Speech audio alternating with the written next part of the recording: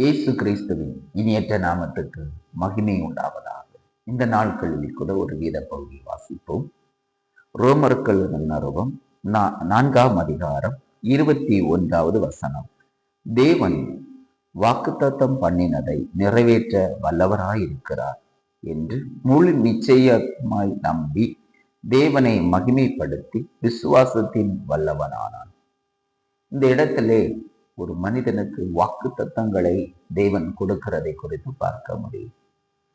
தேவன் வாக்கு தத்தத்தை கொடுத்து அநேக நாட்கள் நீடித்த நாட்களாக கடந்து போய் கொண்டிருக்கிறது.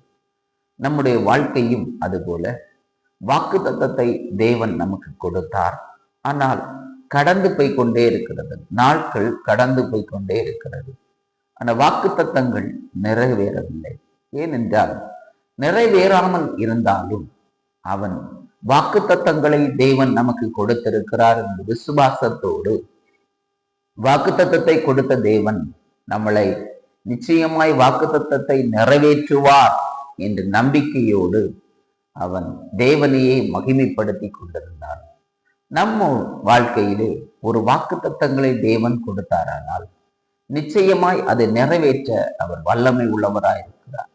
அந்த வல்லமை உள்ள தேவனை நம் வாக்கு தத்தத்தை அவர் கொடுக்கிறார்.